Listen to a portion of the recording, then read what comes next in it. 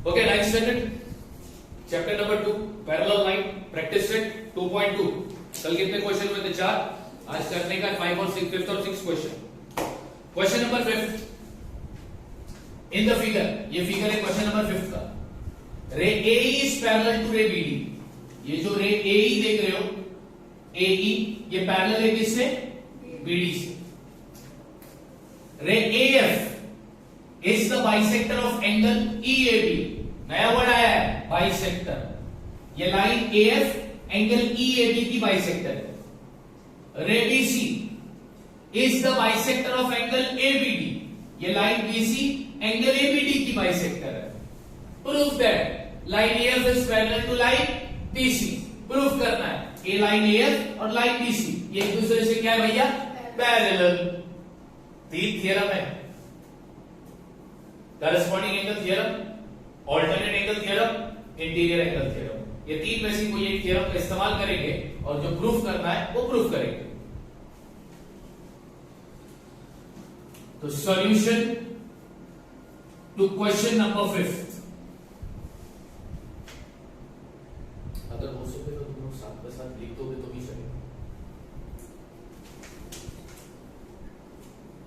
अब हर क्वेश्चन की शुरुआत गिवन से होती है. सबसे पहला given information, ray A is parallel to ray B D. Very good. Ray A F is the bisector of angle E A B. पहले ये लिखते. Ray A F is the bisector of angle E A B given. Question में दिया है. हाँ, अच्छा, ये bisector का मतलब क्या?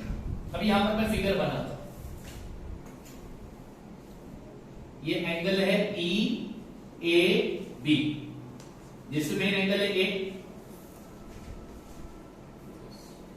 एंगल ए, पॉइंट ए से एक लाइन बनी है एफ, और एफ एंगल ए की क्या है?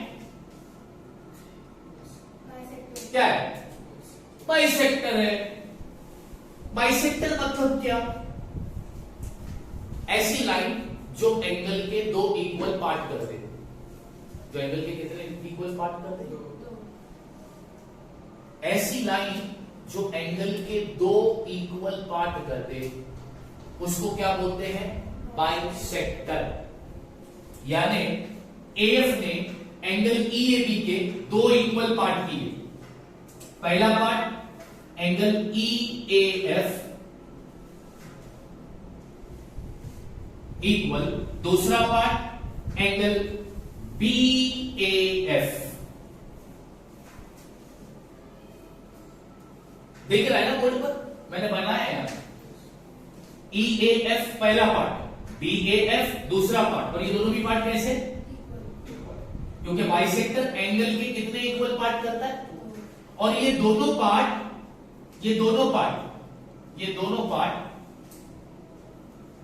एंगल ईएबी के आधे हैं. किसी ने तुमको पूछा एंगल ईएबी का आधा पार्ट बताओ, तो ईएएफ. दूसरा आधा पार्ट बताओ, तो बीएएफ. बाइसेक्टर क्या करता है? एंगल को कितने पार्ट में डिवाइड करता है? दो, वो भी इक्वल. इसको देता हूं मैं इक्वेशन नंबर. अब ये मिटा दो.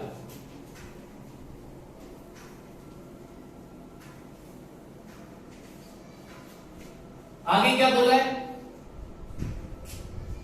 रे BC is the bisector of angle. लिख लेता हूं. रे BC is the bisector of angle ABD given in the question. अब इधर मेन एंगल का नाम क्या है? यानी एंगल B का बाइसेक्टर क्या है?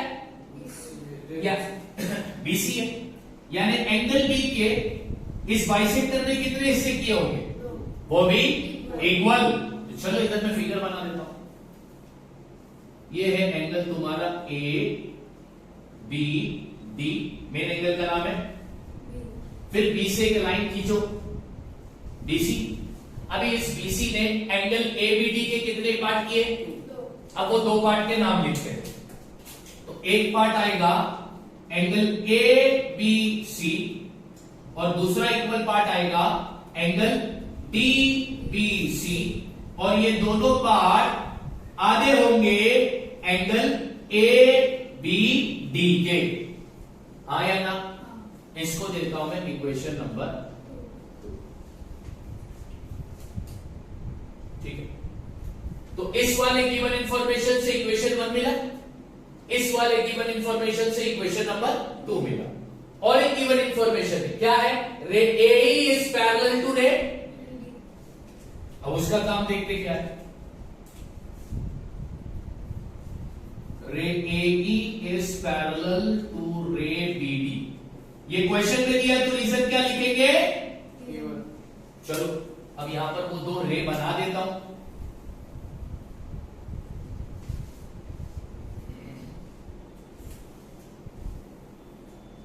ये एडी है और ये बीडी है। क्वेश्चन में बोला एई बीडी से क्या है भैया? ए भैया पैरेलल लाइन पर कोई एंगल मिली क्या? एंगल कब मिलेगी? जब उस पर क्या आएगा? ट्रांसवर्सल। तो अपने को चाहिए क्या? ट्रांसवर्सल। तो अब ट्रांसवर्सल क्या ले रहा हूं मैं? A B. यहां पे लिखता हूं ऑन ट्रांसवर्सल ए।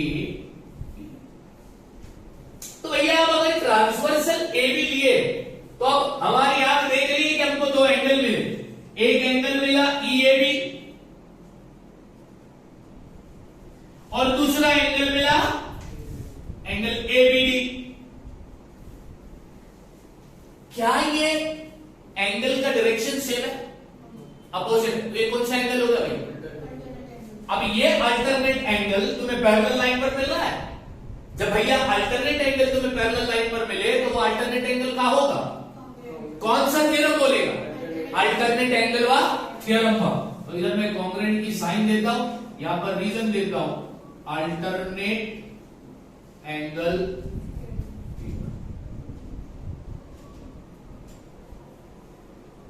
इसको हम देंगे इक्वेशन नंबर। जितने भी गिवन इंफॉर्मेशन थे सबसे कुछ ना कुछ तो मिला। अब तुमको प्रूफ क्या करना है? तुम्हें प्रूफ करना है कि एएफ बीसी से पैरेलल। तुम्हें प्रूफ करना है एएफ। स्टार्ट। ओके, अच्छा मैं कह रहा था कि हमको प्रूफ क्या करना है बच्चों? AF is parallel to, अब थोड़ा डायग्राम पर मत जाना, नजाकत हर डायग्राम है 20। प्रूफ ये करना है ना, तुम्हारे टेक्स्ट बुक में यही दिया होगा कि to prove AF is parallel to।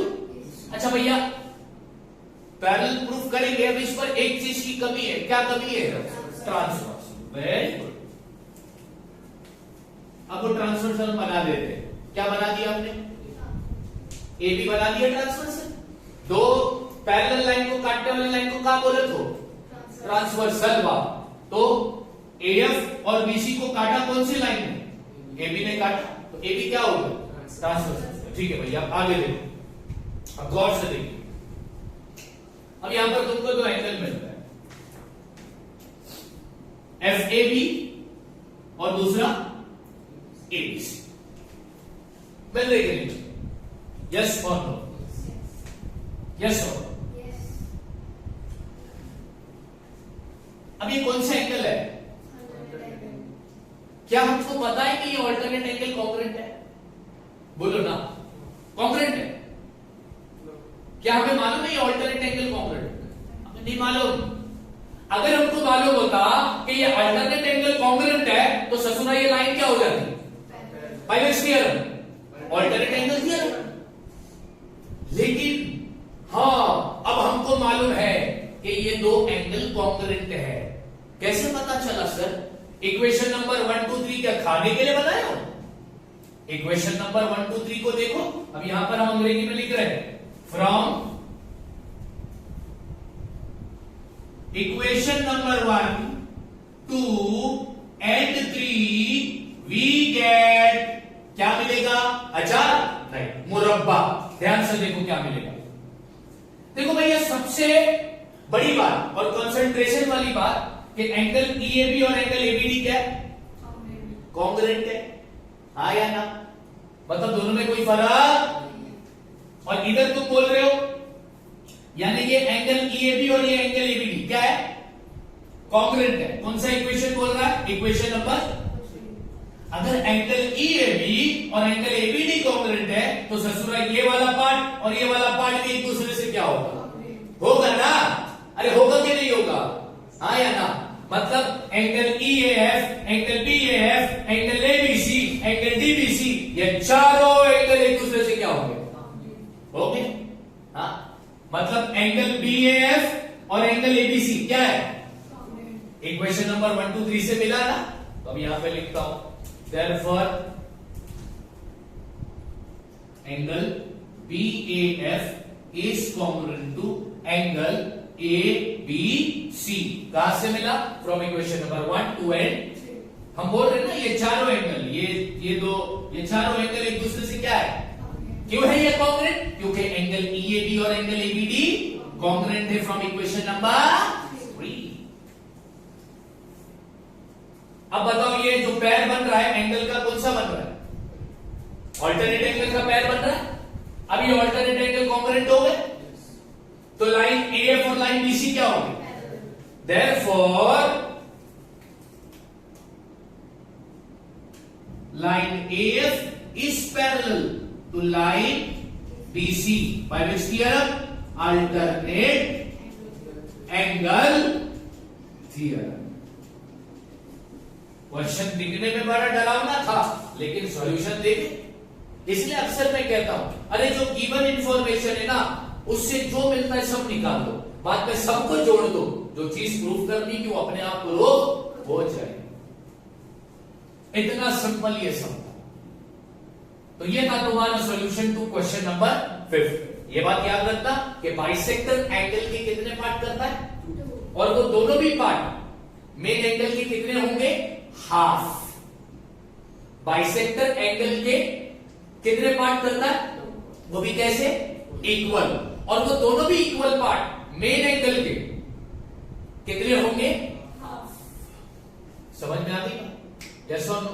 ठीक है भैया। अब करेंगे अपन नेक्स्ट क्वेश्चन, क्वेश्चन नंबर 6 को सॉल्व करेंगे। ये अभी मैं रब कर देता हूं यहां।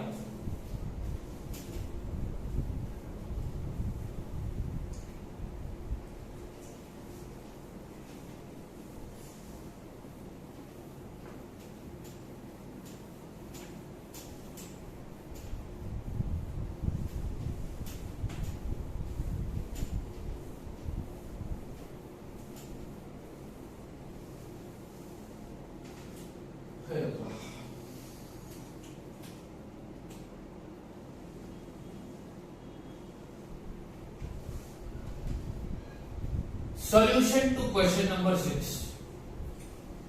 अब देखते हैं क्वेश्चन नंबर 6 क्या बोलत है। देखें, ठीक।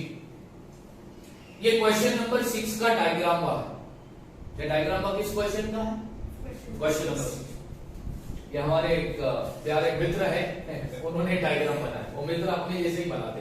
आज वो बर्थडे बॉय, उनका बर्थडे है आज। अ ट्रांसवर्सल ईएफ, ईएफ को क्या बोल रहा है वो? Of line AB and line CD intersect the line at point P and Q respectively।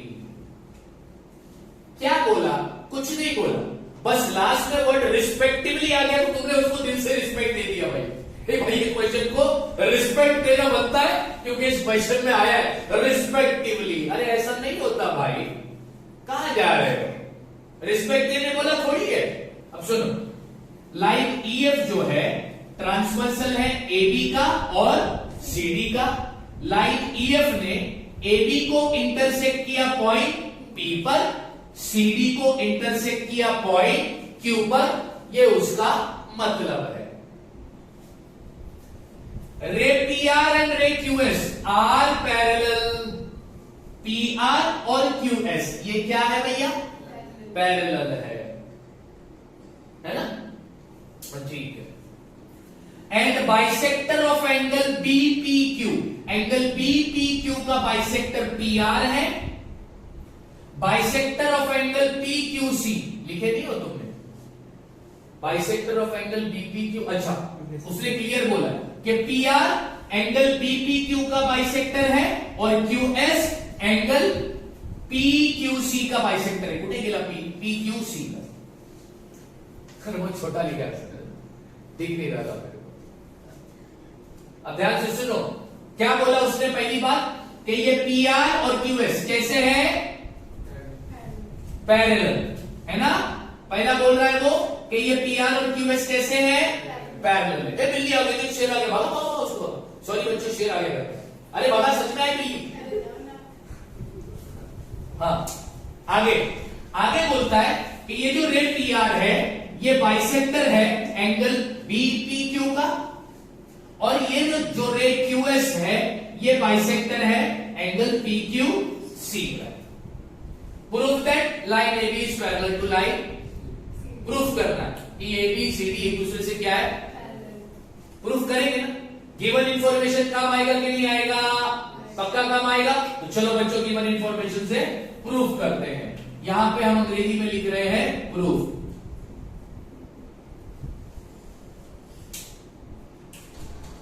सबसे पहला गिवन इंफॉर्मेशन कहां बोला था उसने कि ray P R and ray Q S R, लिख रहा हूं मैं यहां पर, ray P R is parallel to ray Q S. Question में बोला था तो रीजन क्या दोगे? अब मैं लाइन बना देता हूं। ये पी आर है और ये क्यू एस, ये पैरेलल है।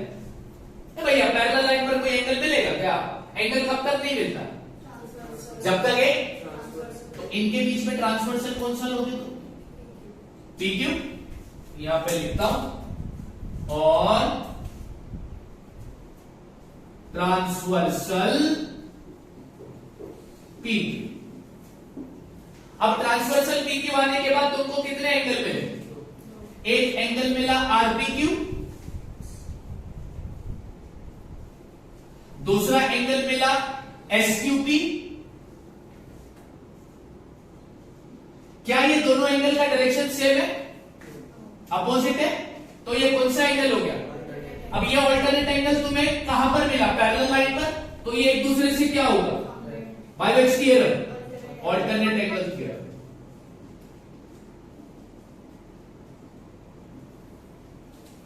इसको हम देते हैं इक्वेशन नंबर। बहुत बढ़िया, धन्यवाद। अब दूसरा गिवन इंफॉर्मेशन दिया था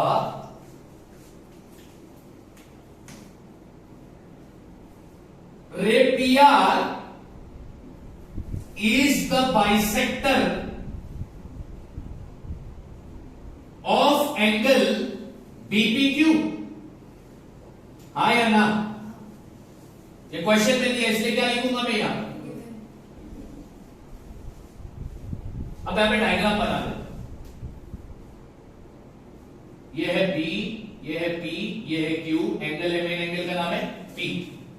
पी से एक लाइन बनी है आर, पी आर। हाँ, पी आर को क्या बोला उसने? यानी पी आर ने एंगल पी के कितने हिस्से किए? वो भी। अब वो दो इक्वल हिस्से के नाम लिखते हैं। एंगल बी पी आर, ये पहला हिस्सा। दूसरा हिस्सा क्या लिखोगे? Angle Q P R. ये दोनों इक्वल हिस्से हैं।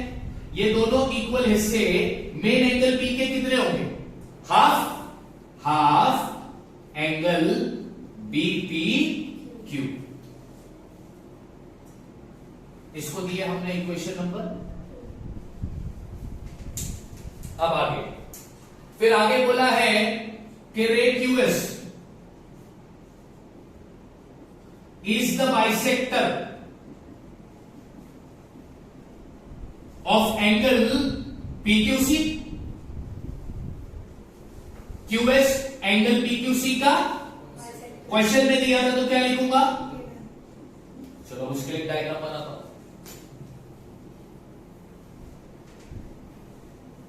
ये रहा तुम्हारा PQC और पॉइंट B से एक लाइन है ये QS जो बाइसेक्टर है।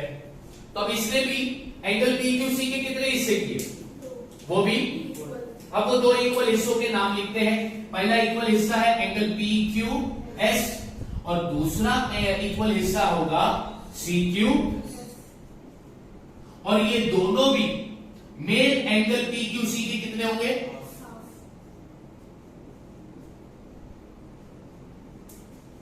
हर गिवन इंफॉर्मेशन से कुछ ना कुछ तो मिल गया। मिला कि नहीं मिला? हाँ या ना? अब इन तीनों इक्वेशन को कलेक्ट करते हैं और देखते हैं हमको क्या मिला, और देखते हैं हमको क्या मिला।